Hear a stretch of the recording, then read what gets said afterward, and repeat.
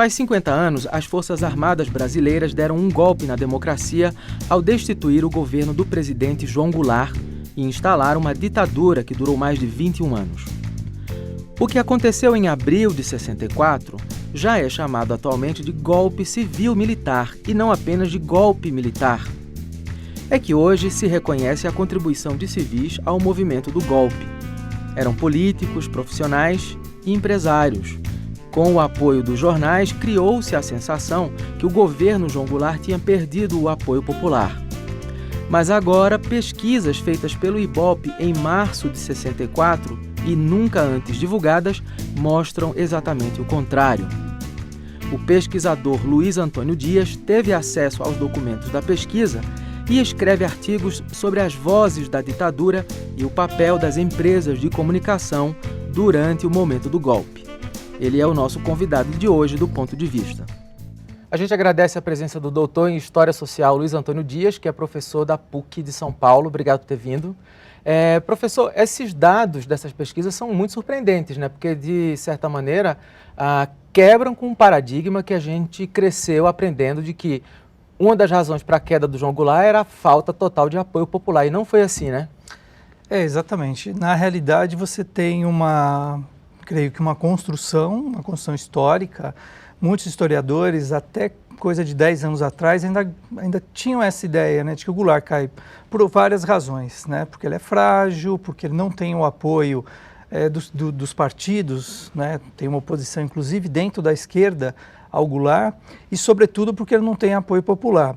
E essas pesquisas, a parte dessas pesquisas foram divulgadas na época, né? Tem uma pesquisa nacional que foi divulgada em 63, sai na imprensa, mas algumas pesquisas às vésperas do golpe, sobretudo uma pesquisa nacional e uma outra pesquisa feita no estado de São Paulo, mostravam que o Goulart tinha um amplo apoio popular. E essas pesquisas só vieram à tona em 2003, quando foram doadas pelo Ibope, né, o arquivo Edgar Lehaut na Unicamp. Vamos dar alguns números, porque acho que o pessoal em casa deve estar muito curioso para saber como é que era esse número assim, de apoio ao governo Jango e de apoio, inclusive, às reformas de base que ele queria fazer, né? Tá.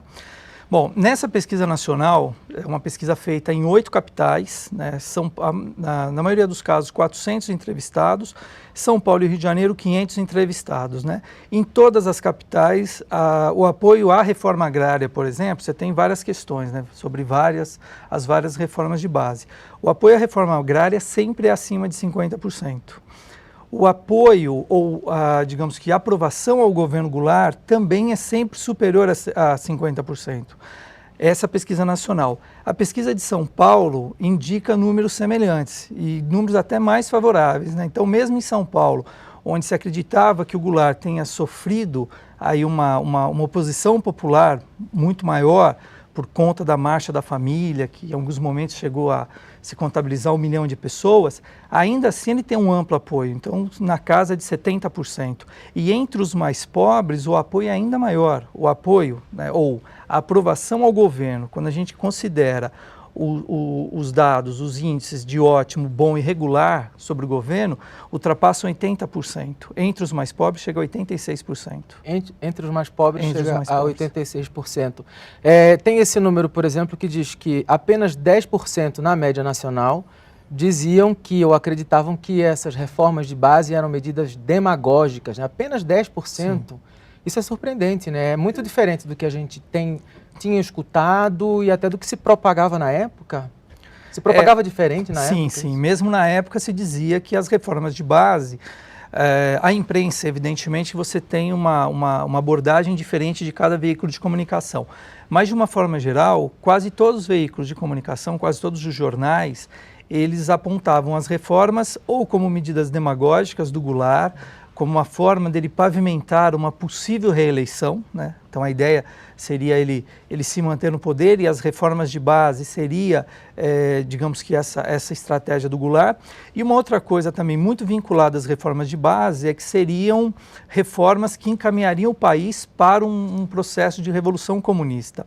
E essa pesquisa de opinião, que é uma pesquisa que foi feita depois do comício da Central do Brasil, no dia 13, é a pesquisa feita em São Paulo, do dia 20 ao dia 30 de março, mostra que a maior parte das pessoas entrevistadas, ela tomou conhecimento do comício, das propostas, e a maior parte, inclusive, achava que não eram propostas demagógicas, mais de 50% achavam que eram propostas para o bem do Brasil. E aí tem esse número que você indica, né? 10% entendem que eram medidas demagógicas, e um número também muito pequeno, abaixo de 10% na média, que achavam que eram medidas que poderiam levar o Brasil ao comunismo. Então, nem consideravam o Goulart um demagogo e nem consideravam que as reformas ou que o próprio Goulart colocavam o país em risco em direção ao comunismo. Essas pesquisas são metodologicamente confiáveis? Quem realizou essas pesquisas?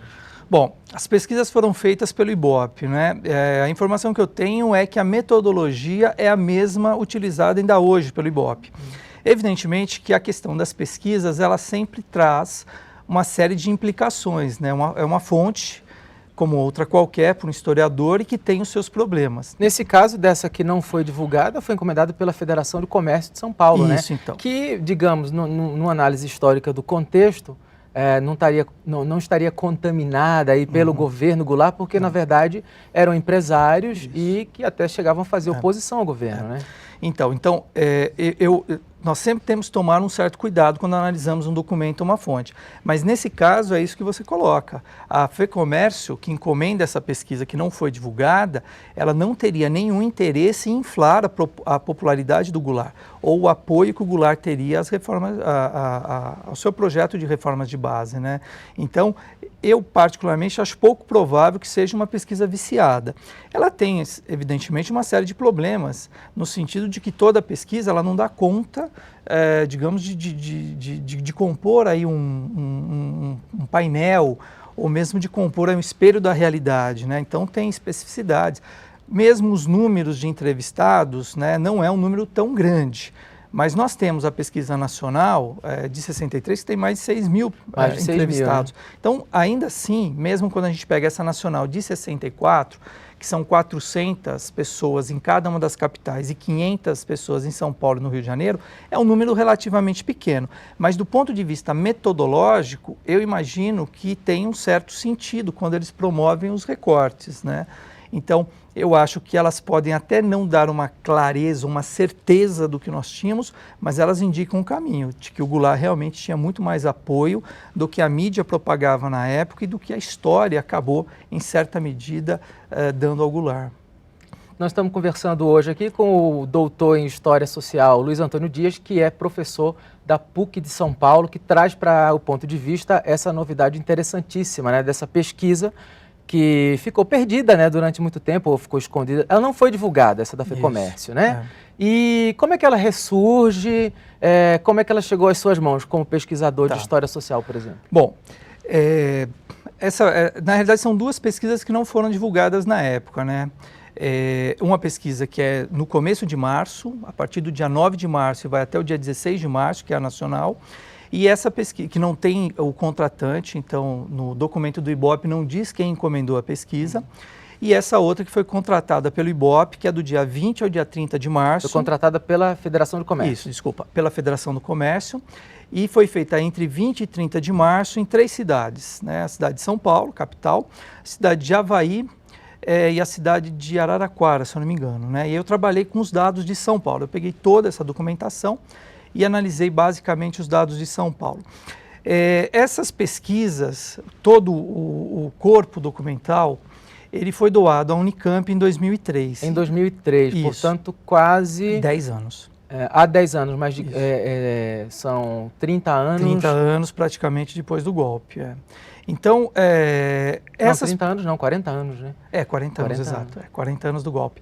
Então, as pesquisas... E 40 anos depois de feita, ou seja, ela é feita, Isso, não é divulgada, passa 40 anos desconhecida. Isso. E foi doada à Unicamp em 2003. Isso, 2003.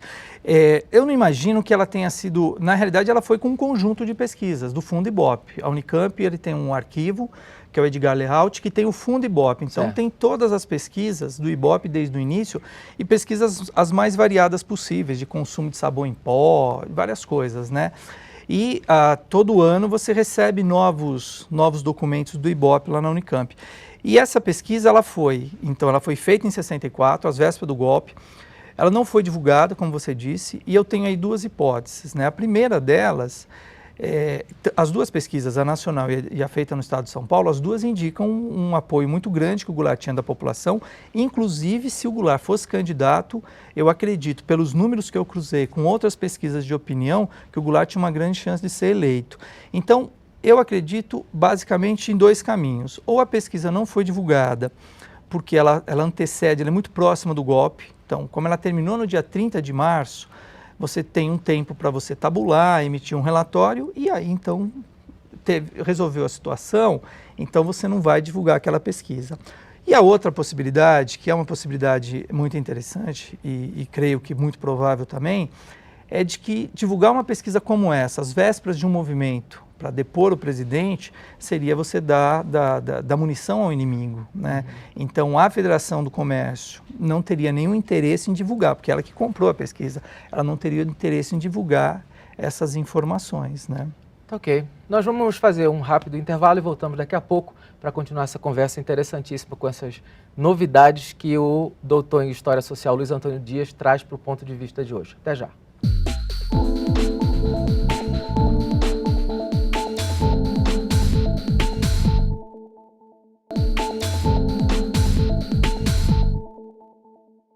Estamos de volta com o Ponto de Vista, que hoje recebe o doutor em História Social, Luiz Antônio Dias, que é professor da PUC de São Paulo.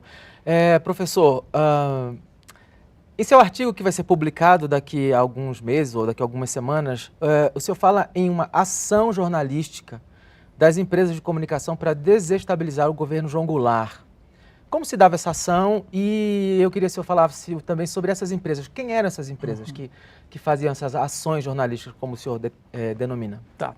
Então, é um capítulo num livro, né, que vai ser lançado agora na Universidade Federal do Rio de Janeiro, no dia 14 de abril, num evento sobre mídia e os 50 anos do golpe de 64. Nesse material eu analiso a Folha de São Paulo e um pouco o Estado de São Paulo também. Eu já havia em 92, eu defendi o meu mestrado, onde eu analiso a Folha de São Paulo e o golpe de 64.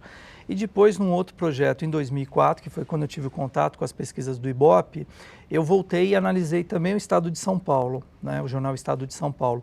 Então, esse material novo, né, eu publiquei em 2010, uma discussão sobre o Estado e a Folha, e agora esse material novo eu amplio, incluindo as pesquisas do Ibope, né? Então trabalho um pouco com as vozes, né? A voz da imprensa, da opinião pública, dos militares, então tentar fazer uma discussão entre essas várias vozes de 64. A exceção do Última Hora, né, pensando na grande imprensa, a exceção do Última Hora, todos os jornais praticamente tinham uma postura crítica com relação ao Goulart. Alguns jornais eram mais, digamos que muito mais duros com relação às cobranças ao Goulart. Então, eu trabalhei a Folha no meu mestrado e naquele momento eu sentia, né, nitidamente uma crítica da Folha. Em alguns momentos, sobretudo no final de 63 e início de 64, a Folha cobrando uma posição mais efetiva dos militares. Mas como é que se cobrava isso? Quer dizer, eram manchetes, eram editoriais, pautas muito enviesadas? Tá. Como é que era isso? Então, era muito comum, por exemplo, as matérias ou editoriais vinculando o governo aos comunistas.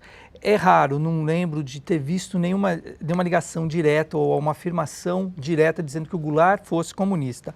Mas era muito comum, por exemplo, atribuir ao Ministério da Educação um programa comunista. Então, você podia ter um editorial ou uma matéria falando da infiltração dos comunistas no Ministério da Educação, criando cartilhas para doutrinar os nossos jovens. Então, isso levava a uma ligação ao Goulart, né? E aí se cobrava uma posição, uma postura dos militares. A outra situação relativamente comum que eu percebi muito com a Folha, e tanto a Folha e o Estado de São Paulo, é uma preocupação com uma possibilidade do Goulart dar um golpe para se manter no poder. Ou um golpe institucional, né, rasgar a Constituição ou promover uma reforma da Constituição, ou mesmo uma das possibilidades, essa não aparece tanto, mas também aparece, de apoiado nos comunistas, efetivar aí um processo de revolução no Brasil. Então há uma preocupação que isso é constante nos jornais, né, de que o país poderia se dirigir aí a um regime comunista, então tem todo um contexto da época, né. Isso os jornais do Rio de Janeiro não é muito diferente, né, o Globo, o Jornal do Brasil... Vai na mesma linha. Vai mais ou menos na mesma linha. Agora, né? o que o senhor chama de ação jornalística, então seria uma intenção da direção da empresa, né, ou dos acionistas, dos donos das empresas de comunicação, em conseguir desestabilizar o governo. Sim. E em que medida o jornalista repórter e o jornalista editor tem uma participação nisso? Como é que se dava essas relações de força, né? Essa é uma questão importante, né? Porque o dono da empresa, né, o dono da empresa jornalística, ele tem uma série de interesses em jogo, né? E aí nós pegamos dos 2 jornais que eu trabalhei, nós temos, digamos que 2 empresas que têm nos seus diretores figuras de destaque no processo de conspiração civil, né? O caso do Estadão com a família Mesquita, que se articulava, e você tem aí documentos apontando para uma relação muito próxima com os militares. E no caso da Folha, a família Frias, né? O Otávio Frias, ele é inclusive uma figura de destaque dentro do IPES, que é um instituto que foi criado um pouco antes e que é um grupo de conspiradores, e você tem reuniões nesse sentido. Existe, por parte da Folha, um crescimento, a Folha eu analisei mais, né, porque foi objeto do meu mestrado. A Folha tem um crescimento, do ponto de vista econômico, de patrimônio fantástico, de 64 até 68. Então, o apoio que ela dá, tanto ao golpe quanto aos militares, porque a Folha continua apoiando os militares, até 68 muito claramente. Depois de 68, tem uma mudança na postura no jornal Folha de São Paulo. Mas o jornal Folha da Tarde continua ainda, né, ele tem uma mudança de direção e ele continua apoiando os militares, né, de forma aberta. Ou seja, interesses comerciais de lucro e de aumento de patrimônio estavam aí trabalhando para o posicionamento político da empresa, é isso? Sim. Eu acho que tem essa questão que nós não podemos descartar, né? Uma empresa jornalística, ela vive de patrocínio, ela vive de verbas publicitárias, ela vive da vendagem. Última Hora passa por um problema, né? Última Hora sofre um boicote de anunciantes. O IPES, por exemplo, ele faz uma lista de quem anunciava no Última Hora e diz que são as classes produtoras financiando o comunismo, porque o Última Hora apoiava o Goulart e o Goulart era apoiado pelos comunistas. E o Última Hora passa por uma crise, né? E acaba depois acaba quase indo à falência e é adquirido pelo Grupo Folhas, né? Última Hora em São Paulo. Então, a empresa, ela vive dos seus anunciantes, da venda em banco e assim por diante. Então, há esse interesse econômico. Além disso, tem uma questão ideológica também do dono do jornal, que eu acho que acaba interferindo, mas não é necessariamente a mesma do jornalista. Então, a opinião do jornalista, ele tem digamos que ele tem uma margem que ele pode bancar. A partir daí, ele corre o risco de ser demitido, né? E aí, evidentemente, que ele procuraria um outro veículo mais condizente com aquilo que ele pensa. Mas, em última instância, quem determina o que será notícia, o que será publicado ou não, é o dono da empresa. E como será publicado, né? Sempre o dono da empresa. O Ponto de Vista recebe hoje o doutor em História Social, Luiz Antônio Dias, que é professor da pós-graduação da PUC de São Paulo, que conversa sobre as vozes do golpe de 64, né? Opinião pública, imprensa e militares. E nesse artigo, o senhor afirma que as visões desses donos de empresa, né? Essa ideologia das empresas eram visões de classe, né? Vinculadas a valores, aspirações e até crenças dessas pessoas e dessas empresas. Eu me pergunto, qual a origem dessas classes? Quer dizer, da onde vêm esses donos de empresa? Eles estão localizados em que esfera da sociedade brasileira naquele momento? Bom, eu acho que talvez o mais emblemático seja a família Mesquita, né, que tem uma tradição dentro da própria imprensa, né, com o estado de São Paulo. E, inegavelmente, todos os donos, os proprietários das grandes empresas de comunicação pertencem a uma classe mais elevada. E, nesse sentido, é interessante, porque quando nós, nas pesquisas de opinião, quando eu montei as tabelas separando por classe social o apoio às reformas, o apoio ao Goulart, é nítido que o apoio dos mais pobres é maior. E quando comparadas as pesquisas de 62, 63 e até 64, né, que são as últimas, eu percebo que o apoio que ele tem das camadas mais elevadas, que também é bom, também é grande, ele vem diminuindo, ao passo que o apoio entre as camadas mais pobres vem aumentando. Então esse processo digamos, de radicalização, que muitos dizem que o Goulart começa a assumir no final de 63, em certa medida acaba atraindo ainda mais o apoio popular e distanciando um pouco as classes produtoras. Porque de fato existe na época um medo, se real ou não, é outra discussão, mas existe um medo relativamente grande do que pode ocorrer no Brasil, né? Nós não podemos nos esquecer de um contexto internacional como que tivemos a Revolução Cubana, a expropriação de terras, de empresas, né? Então isso é algo que está muito próximo dessas classes produtoras, pelo menos no horizonte, né? Essa preocupação. Inclusive algumas pesquisas em 61 perguntam para a população o que ela achava disso. Se apoiavam o governo do Fidel, se apoiavam as desapropriações, se achavam que o Brasil deveria se aproximar de Cuba ou não. Então é algo muito próximo daquele momento, né? Então isso deve ser levado em consideração.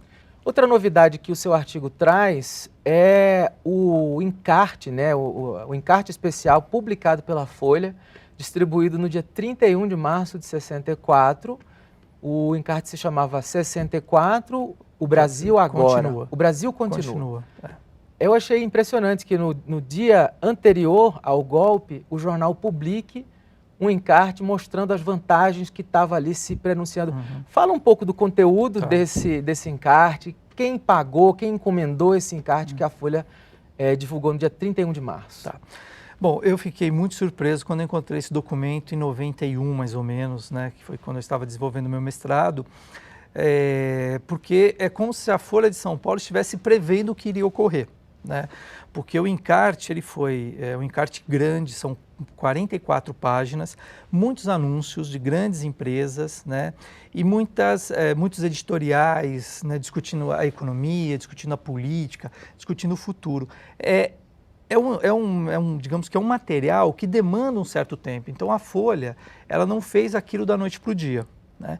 Então a impressão que eu tive quando eu vi, e mesmo trabalhando com esse encarte depois de uma forma mais profunda, analisando cada uma das propagandas, a linguagem, né? Muitas imagens de criança, é como se o Brasil estivesse nascendo naquele momento.